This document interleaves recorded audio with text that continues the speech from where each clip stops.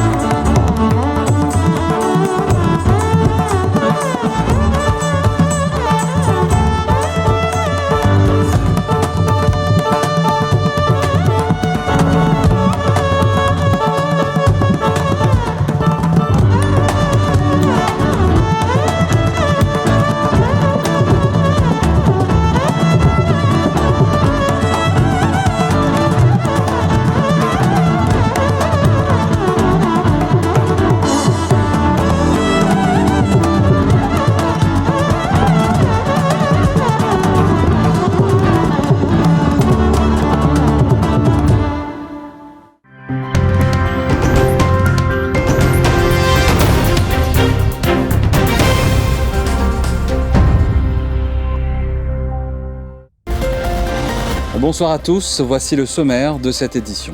À Bossonge, un père de 52 ans vit un véritable calvaire. Son fils toxicomane le menace de faire exploser la maison pour obtenir de l'argent.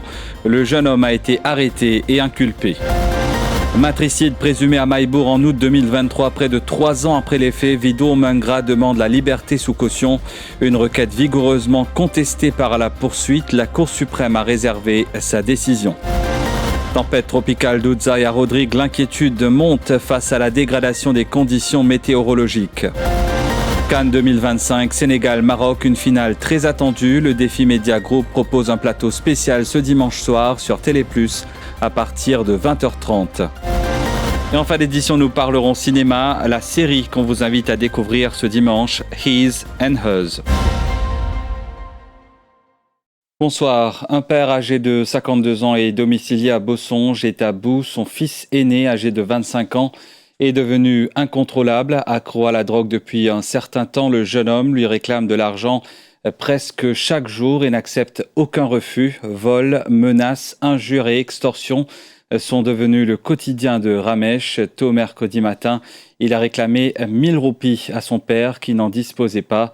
Le jeune homme a alors ouvert le gaz dans la cuisine et menacé de faire exploser la maison.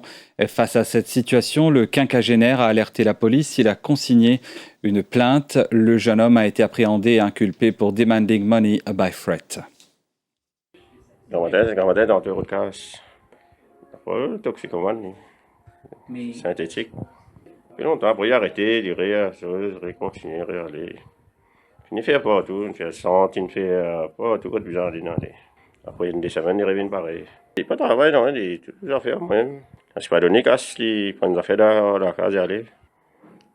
Tout, il prend ce qu'il a amené pour manger, micro-ondes, des micro-ondes, on finit à acheter, fini, on te aider, aller.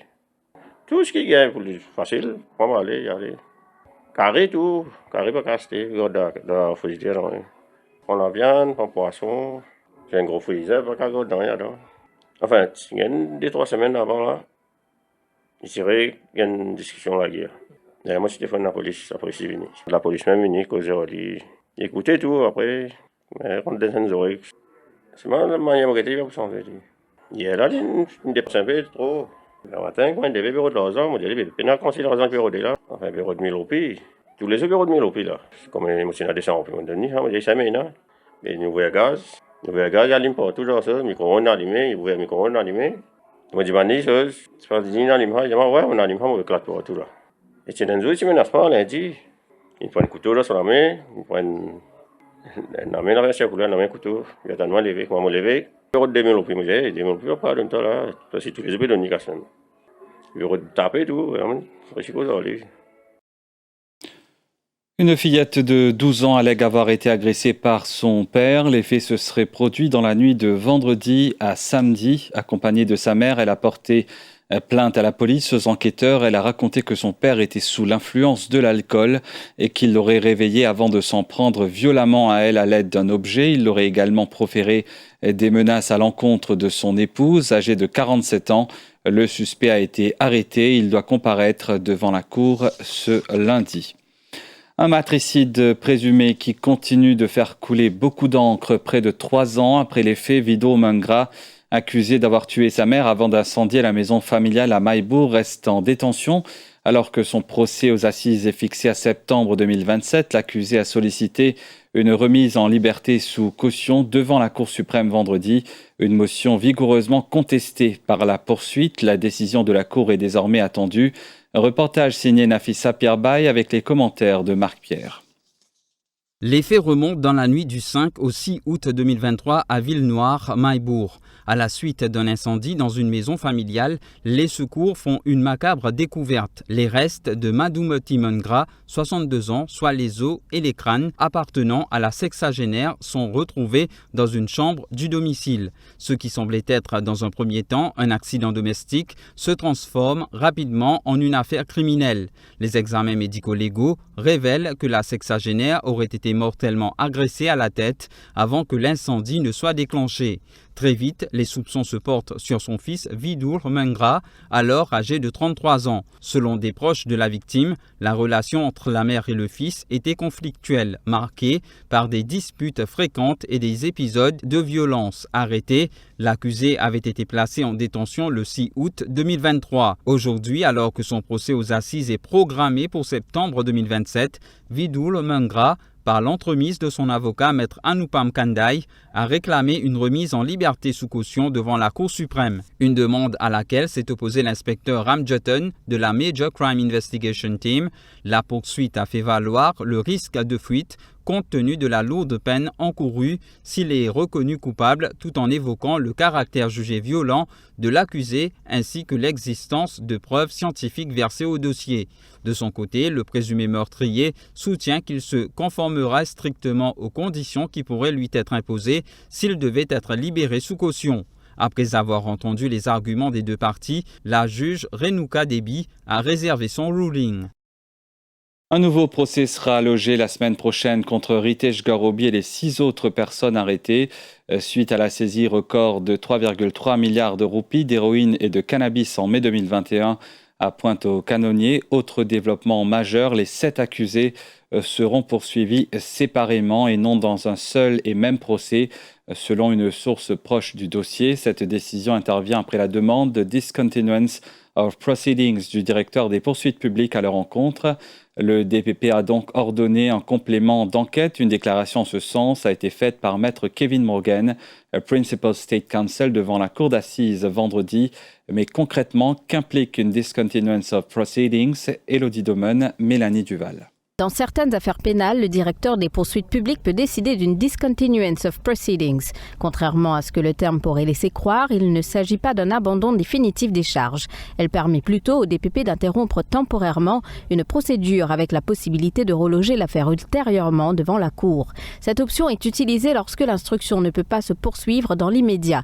Plusieurs situations peuvent justifier une telle décision: l'absence d'un témoin clé qui se trouve à l'étranger, la nécessité d'un complément d'enquête ou encore des dossiers impliquant plusieurs accusés lorsque certains souhaitent plaider coupables tandis que d'autres contestent les accusations. Cette procédure se distingue clairement du dismissal for want of prosecution. Dans ce cas précis, la Cour met fin à l'affaire en raison d'un manque de poursuite et les accusations ne peuvent plus être réintroduites par la suite. Il est important de préciser que durant la période de discontinuance of proceedings et jusqu'à un éventuel relogement de l'affaire, les accusés restent soumis aux mêmes conditions judiciaires. Ceux qui sont en liberté demeurent sous caution, tandis que les personnes déjà incarcérées restent en détention. Pendant ce temps, à Rodrigue, l'inquiétude est grandissante avec l'arrivée des premiers effets de la forte tempête tropicale Doudzaï. Les habitants se préparent. Malgré la menace, certains fidèles se sont rendus à l'église ce dimanche. D'autres ont préféré anticiper en faisant des provisions dans les boutiques, notamment en bougies, piles et autres articles essentiels à l'approche du cyclone. Marc Pierre. Ricardo, un habitant de Coromandel, explique avoir pris toutes les précautions nécessaires pour parer à toute éventualité. Malgré le passage de Tsai, ajoute-t-il, certains Rodriguais n'ont pas hésité à assister à la messe dominicale. Les temps plus ou moins couverts et il y a un petit vent qui peut souffler, les temps pas aussi mauvais, capable de dire pour le moment. Tout le monde n'a pas fait des bonnes affaires quotidiennes, normal, vers la boutique, il y a du monde même qui n'a la messe, le grand matin, retourne côté autres. Ben, moi, de mon côté, et on prend bien sûr bonne précaution nécessaires par rapport à ce qu'on on a assez bonne la bouger au cas où il y a une bonne coupure d'électricité. Ben prend un petit radio, un petit pile, mettre un petit radio pour nous écouter un bon bulletin. En montagne malgache où les vents soufflent déjà en rafale, Cherlaine a préféré sécuriser l'étole qui traînait dans sa cour. Étant là couvert et il y a bien du vent aussi, nous finissons prendre une bonne précaution vu qu'il cyclone classe 3 tout ça là. Nous avons une bonne provision, nous mettons côté nous. Par exemple, nous avons la bougie parce qu'il courant quoi t'en couper tout ça là. Après moi devant la porte aussi, mais il y a une bonne feuilleton quand nous finissons mettre bloc là. Moi j'allais pas voler dans ce cyclone, pas blesser du monde ça là. Sur le littoral à Gravier, la mer est très agitée, nous confie Annabelle. Elle dit avoir pris ses précautions en cas de dégradation du temps. Les temps pas trop bons, il y a beaucoup de vent et surtout la mer très démontée. Mais en ce moment, pas dans la pluie, c'est-à-dire depuis ce matin, pas dans la pluie du tout. Vu que depuis mes classes 2, là, je prends mes précautions nécessaires, je finis c'était mon basic necessities, je dis au cas où qu'il est temps là dégradé.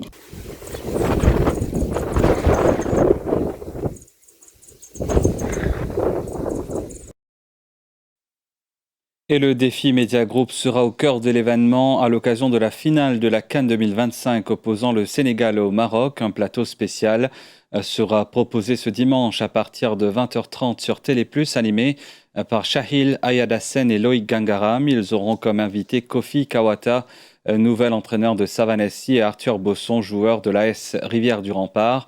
Analyse, débat et ambiance au rendez-vous juste avant le coup d'envoi prévu à 23h. La suite de ce journal après cette page publicitaire.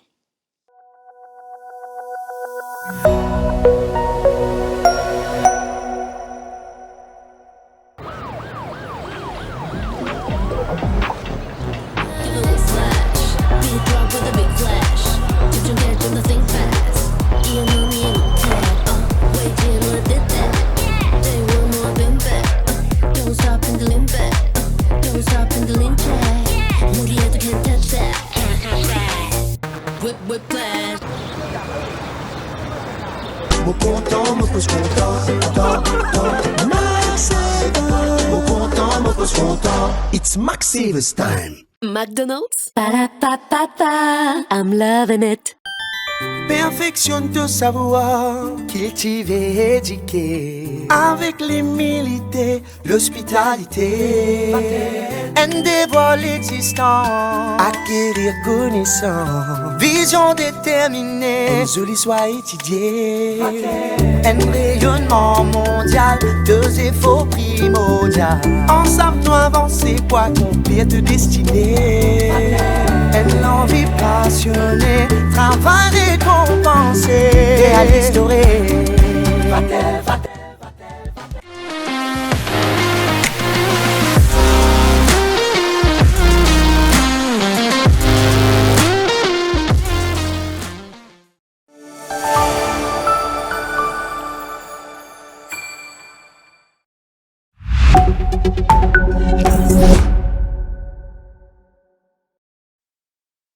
Le guide suprême iranien, l'ayatollah Ali Khamenei, a déclaré hier que le président des États-Unis avait encouragé les émeutes dans son pays et promis de briser le dos des séditieux. Regardez.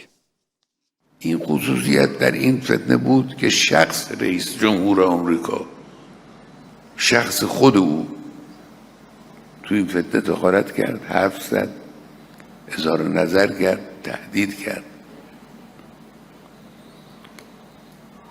فتنه‌گران رو تشویق کرد، پیغام داد از آمریکا به این کسانی که رو بعد خواهم گفت کی بودن که بری جلو نترسید. گفت از شما حمایت میکنیم، حمایت نظامی میکنیم. یعنی خود رئیس جمهور آمریکا وارد فتنه شد، جزء فتنه است.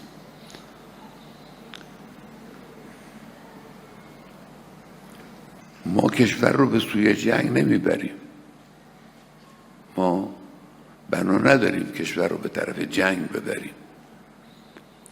اما مجرمان داخلی رو هم رها نمی‌کنیم. مجرمان داخلی مجرمان بین المللی هستند، اونا رو هم رها نمی‌کنیم. باید با شیوه های خودش با روش درست این کار دنبال بشه، تعقیب بشه و به توفیق الهی ملت ایران همونطور که کمر فتنه رو شکست، کمر فتنه‌گر رو هم باید بشه.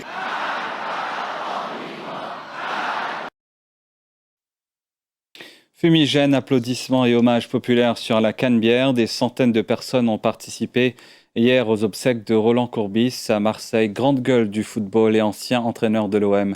Regardez.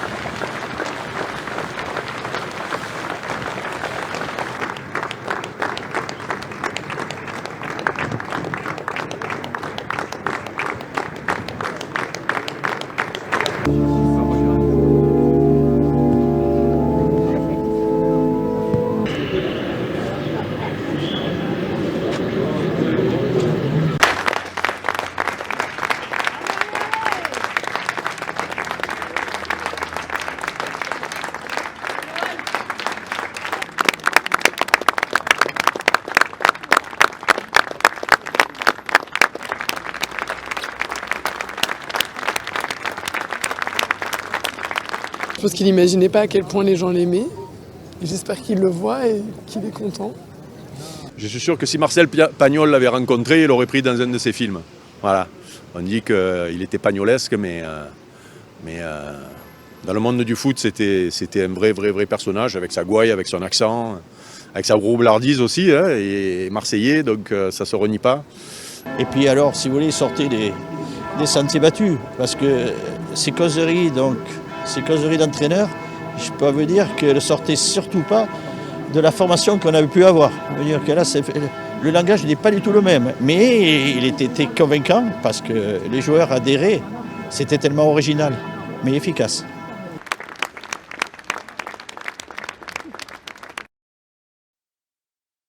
Et parlons cinéma pour clore cette édition, la série qu'on vous invite à découvrir ce dimanche, His and Hers. C'est un thriller psychologique où une journaliste et son ex-mari détective enquêtent sur des meurtres dans leur ville natale d'Alonega en Géorgie, révélant deux versions d'une histoire pleine de secrets familiaux, de deuil et de non-dits, notamment liés à la mort de leur bébé et aux actions cachées de la mère d'Anna pour protéger sa fille. Et nous sommes arrivés à la fin de cette édition. Merci de votre fidélité au quotidien. Excellente soirée.